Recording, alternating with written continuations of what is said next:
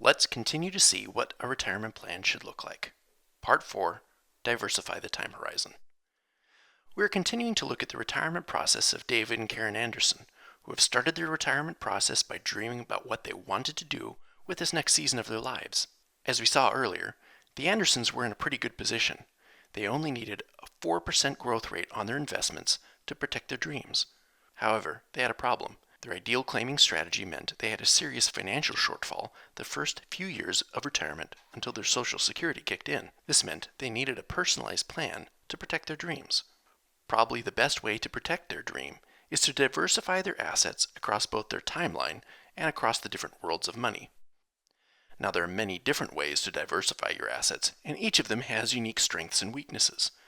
To feel confident about their retirement decisions, David and Karen had to take a crash course in the different worlds of money. The most commonly known world is that of the stock market. The stock market allows people to own a percentage of various companies and share in their prosperity. This is powerful because stock indices like S&P 500 have historically averaged about 12% annual growth, which is pretty incredible. Since David and Karen only needed a 4% growth, this sounds like it would be the obvious option. Why not just dump all of their assets into the stock market and let it grow at enormous proportions? The reason is that the stock market is an incredibly volatile place.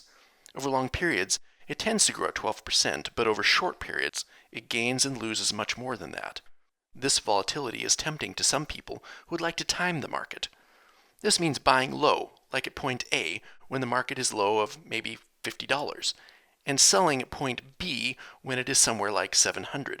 This would make them a very easy $650. Unfortunately, no one perfectly knows what the market is going to do. In fact, there's large amounts of evidence demonstrating that no one has ever been able to time the market reliably over a long period of time. Moreover, we need to ask, what happens if David and Karen have to withdraw money from the stock market during a down year, or a bear market as it's called? The result is fairly disastrous. For example, let's say at point C the stock value plummets to $100, but then quickly rallies and at point D is worth $600. If David were to withdraw $50 at point C, he might expect himself to be $50 short of its high at point D and then have $550. But that is not the case. Because we didn't just withdraw $50 at point C, he actually cut the value of the portfolio in half.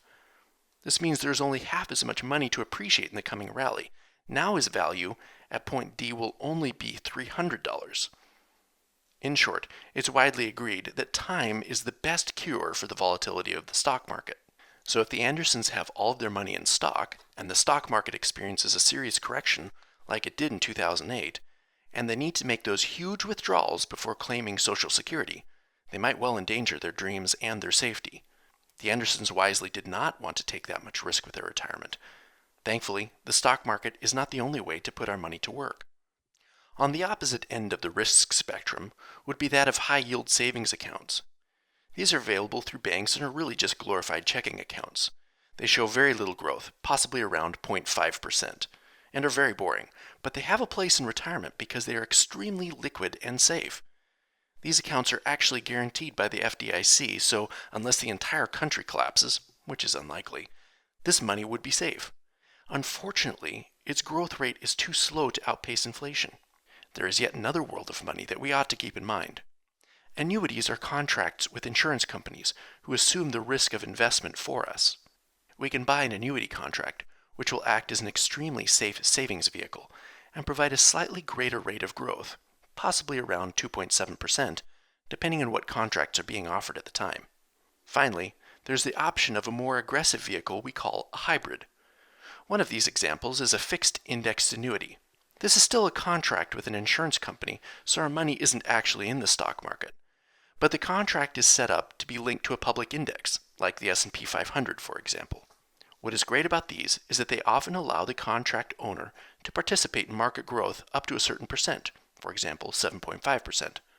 So if the market does 9%, the owner gets 7.5% of it. However, if the market drops, the owner doesn't lose anything. This means they participate in market growth but not market loss. This is considered a very safe financial vehicle.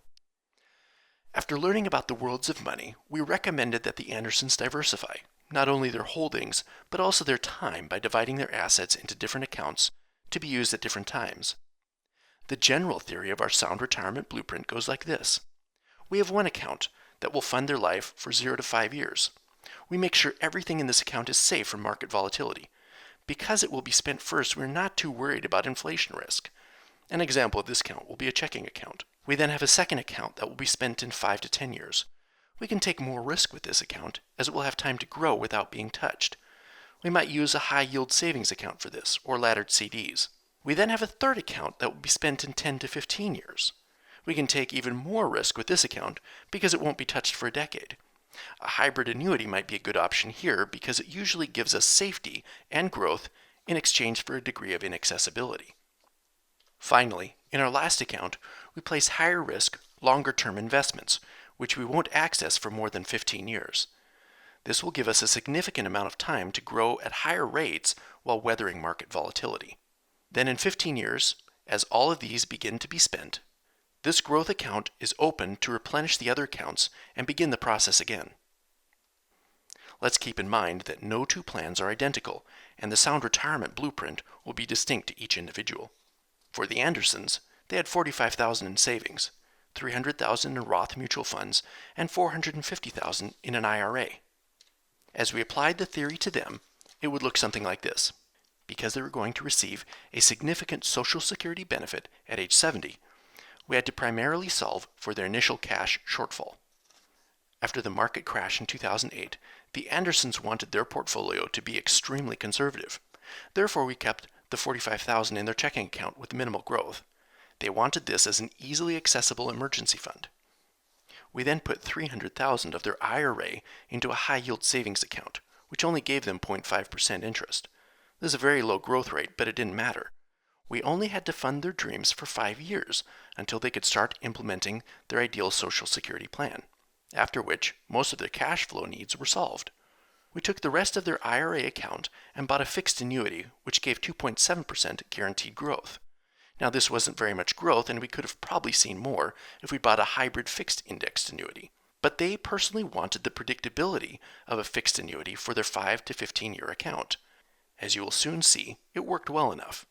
This account is used to fund their RV adventures across the country, but will eventually succumb to inflation. But this is where their growth accounts come in. Each of their Roth accounts were invested into the market to grow over a long period of time, being used only to fund the purchase of a new car and for home renovations. Again, for the purpose of planning, we projected the growth of these accounts at only 4%. From here, we can see the accounts in more detail. You will notice that the $45,000 serves as an accessible emergency fund, and we have no plans to spend it. The high-yield savings account gets spent down significantly in the first 5 years, and then only RMDs are taken out over time. The third account holds the fixed annuity, which is only growing at 2.7%. We use this account to finance vacations only, and subsequent withdrawals are made only for the IRS's RMDs. The income for this account is very predictable, if somewhat low. Were it not for their heightened preferences for predictability, we would have recommended a hybrid fixed indexed annuity instead. As you can see, the growth accounts are in the market, and we have them set, for demonstration purposes, to yield only 4%. The purpose is to see if, in a worst-case scenario, their money is likely to last for the end of their lives. As we look along their lifetime, we see that even at David's age 99, they would still have sufficient money. The Roth accounts ought to have nearly $500,000 each, even though we will need to draw some money later on to keep up with inflation. Remember, for this demonstration, we have the stock growth set at only 4% to see if they will have sufficient funds for retirement. In reality, the stock market can be expected to do much better over such a long period of time. In fact, if the market averaged as little as 7%, the two accounts would have approximately $3 million, plenty to leave as an inheritance for their children and grandchildren. Please keep in mind, though, past performance is no guarantee of future results. Here's the conclusion.